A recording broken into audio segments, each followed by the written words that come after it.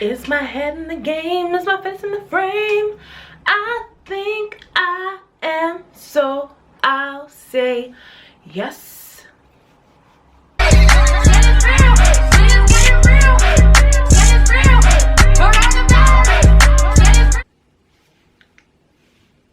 Hi guys, welcome back to my channel. Okay, so I'm trying to get good lighting. I'm using daylight and my ring light. The lighting might not be great, but I'm trying my best. So anyway, it's a pandemic. It's a pandemic. It's a pandemic, right? And you can see what my top says. My top says best version of you. Best version of you, which is what my message is today. It is 2020 and we all came into 2020 super excited. 2020 was gonna be the year for us to remember, and you know what, it is a year for us to remember because there's a lot going on right now. I'm sure there's nobody that doesn't know what's happening right now, and I just wanted to bring some kind of reassurance, some kind of light, some type of positivity out of this situation, and a few things that I've been thinking about this time. It's crazy. It's crazy. Like, the whole world is basically standing still. There's nothing anybody can do about the situation apart from just hope and pray that it goes away soon, and just do our best to our ability to make sure everything is going smoothly. So anyway, and by the way, if this video cuts off at a random awkward moment, my battery died. So it's a pandemic. Coronavirus, COVID-19 has taken over the world. It is crazy, and I just wanted to take this time to talk about things that have been crossing my mind. Number one thing, some housekeeping. There's absolutely no need to be rude to people who are coughing and sneezing, because you know what, it's just as awkward for them coughing and sneezing as it is for you. Nobody wants to be coughing and sneezing at this particular moment. You don't want to be hearing someone cough around you because you don't know what it is, but at the same time, there's no need to be rude. There's no need to be hostile, because coughs and sneezes have existed way before this virus, okay? And right now, someone who has a cough or who is sneezing or whatever, who is sick, they might have the flu, they might have the common cold, they might just be ill for whatever reason that it is. They might have allergies, spring has sprung, they might have allergies. All those things are not going to stop just because coronavirus is here, so there's no need to be rude to the person. And the person as well is aware of what's going on and aware that their coughing and sneezing can make things awkward. So there's no need to make the situation worse. There's no need to be rude. And you who's coughing and sneezing, cover your mouth. I don't know where people were raised. I don't know how people were raised, because we're only learning how to wash our hands. And it's not that difficult. It's actually not that difficult, you know? It's not so hard. Like, why do you need to cough and sneeze on somebody? Because whether it's any other type of virus or bacteria that you have, why must you give it to somebody else? So yeah, that's housekeeping. Sorry for the rant.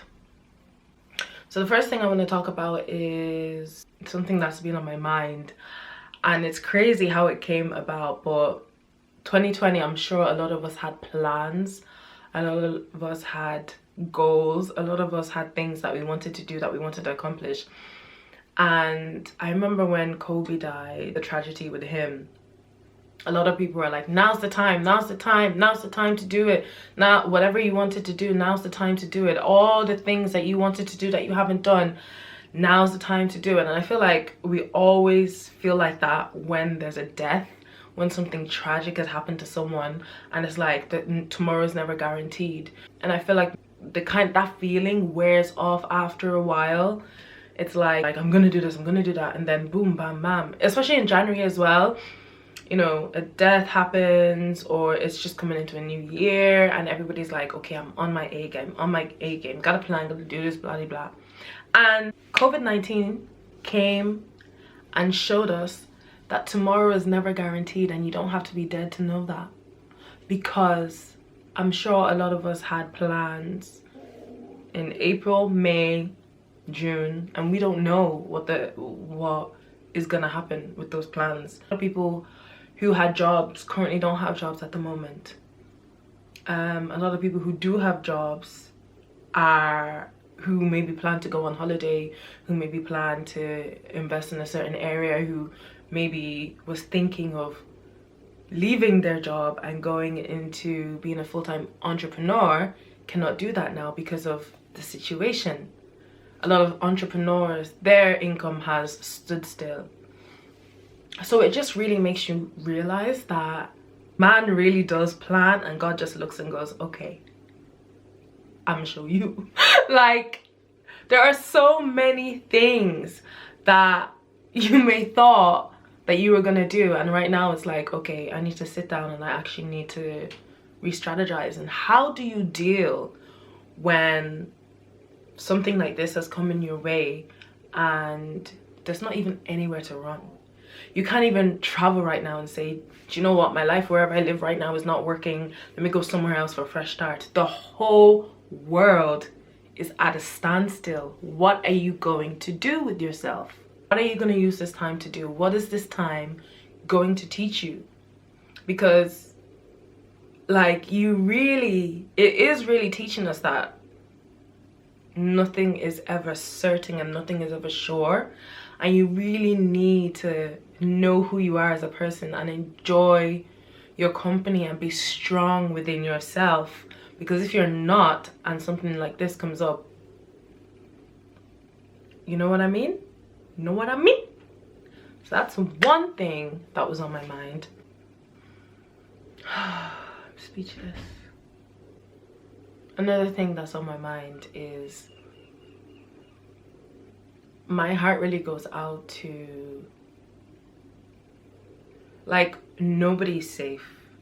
And I know this this video is meant to give hope, and hopefully it does. I hope it touches someone. I hope someone, you know, is reassured by this. But I have to be realistic, and I have to give you the facts, and nobody is safe. The person who overplans and plans every step, every stage, everything they want to do, you're not safe. The overplanner isn't safe, and the go with the flow person isn't safe. Because if you were living paycheck to paycheck, not knowing when your next paycheck was coming in, but always believing that everything was going to be fine, now that you don't have a paycheck for these next few months, what are you gonna do? Our sense of security is lost, because if you had a job before and you don't now, yes, the government is doing everything they can to make sure employees are being paid, making sure that, you know, we can't be kicked out of our houses during this time. But when everything's all said and done, when everything's blown over, it's not like they're giving you a holiday. It's not like they're saying, oh, you don't need to pay your rent anymore. They're saying during this period you don't have to pay it, but when this whole thing is blown over, everything would have accrued. Everything would have accrued. I can't pronounce that word, but you know what I'm saying. Accumulated, and you have to pay. Same for if you own a property right now and your income's at a standstill, you have to pay later, and interest is still going up. So if you were living paycheck to paycheck, and this goes to show why people are panic buying, because they're like, okay, let me just buy everything I need now because I don't know if I'm gonna have money next month. You know what I mean? So if you're an over planner and you've planned every step of your life, well, what are you doing now that something has thrown the spanner in the works? And if you were going with the flow, what are you gonna do now? Look at all these bills. How are they going to get paid? What is your plan? What are you gonna do now that there's no flow to go with? Everything's frozen. So basically, there has to be some middle ground. That's what that's taught me, that like nobody's safe. There has to be some middle ground. You know, you can't overplan to the extent of being rigid. You need to understand that when you know, obstacles come, what are you going to do? Have you planned for those obstacles? And are you flexible to work around them? And if you're going with the flow, what if there's no flow? What if the river stops at a dam? Forgive my analogies. What are you going to do then? What are you going to do? Have you even thought about it? So yeah. And it's a lesson for me because I fall into the over planning, you know, Team Capricorn and all that. But there's nothing for me to plan right now. Go to work, sit at home, do my uni work, hoping that graduation's still going ahead. Can you imagine? Can you imagine? It's a pandemic. It's a pandemic. The other thing is, times like this make you grateful for the life that you live and for the path that you're on. There are certain sectors right now who are working relentlessly. The healthcare sector, doctors, nurses, support workers in the hospital, midwives, hospital staff, period. We salute you. We appreciate you, and hopefully after this whole thing, the government realizes how important you are. There's so many other people right now that really need the kudos. I feel like so many people look down at people who work in retail, people who work in grocery stores. They are the only people right now who are secure in their jobs, because we need the food. We need the food. We need the food, and obviously we need the food because look at everybody freaking panic buying everything. People who are working in the warehouses, people who are producing those food, people who are transporting the food to the shops and other supplies. But you know what I mean, these groceries that we need. Working on the tills, restocking the shelves, non-stop. And we're not making their jobs easy by panic buying everything. The workload they have right now is crazy, and they cannot self-isolate or whatever it is because they're working very hard. Now, if you have a job and you work from home, you know, obviously you're grateful as well that you can keep your job and you're able to do it remotely. Not everybody has that privilege. So from the hospital staff who are still going to work, from the people in the grocery stores that have to be there, you know, they're putting themselves at risk as well. Support work, people who work with the homeless. There's so many people who can't be out of work. And then there are people who are losing their jobs because their companies can't afford to keep them. Like I said, I know, because someone's going to say in the comments, have you not seen what Boris said? Have you not seen what governments are doing? Yeah, I know. The social welfare in Ireland is helping people who have lost their jobs, but they can only do so much. They're not paying you your salary. They're paying you a fraction of your salary, and your living costs may be on par with your salary. Now you have to make cuts, you have to make, you know, reductions in it. So I understand that the governments are doing everything they can, but they can't do everything. And it makes me really think I'm so grateful to be in the position where I am. I'm one of the lucky ones who still has a job. I can't work from home. I still have to go out to work, and I'm not gonna lie, it makes me anxious, but it makes me grateful as well that a lot of people are sick and are self-isolating. A lot of people are dying. A lot of people are losing loved ones. It's crazy out here, but hope is not lost. There's one thing we're being asked to do to help lower the spread, and that is stay at home. Stay at home. They don't mean go to your friend's house and have dinner and chill, have a sleepover. They don't mean have a little gathering. They mean stay by yourself in your house with your families until this is over, and only go out when you need to go to the shops. Why is it so different? Now this shows you like who wasn't allowed out as a child, who wasn't allowed out to play on the road as a child, who wasn't allowed to play with their friends, who was never allowed to go to parties with their friends. As a teenager, had strict parents, you know, wasn't allowed to go out and play because clearly, as an adult, you can't listen to simple instructions. My battery is dying. It really is dying.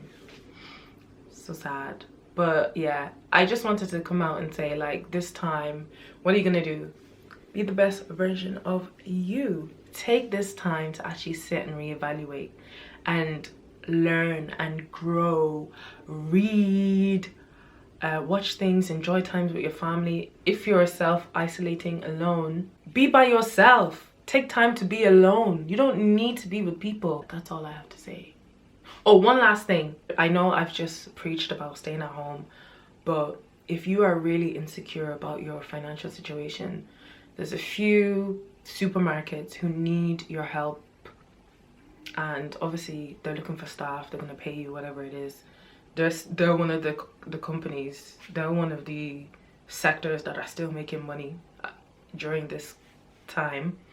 And if you need a job, if you want a job, if you don't know what's happening, I suggest you consider applying for these jobs. At least it's a bit of income, you know, during this time. If you've lost your job as well,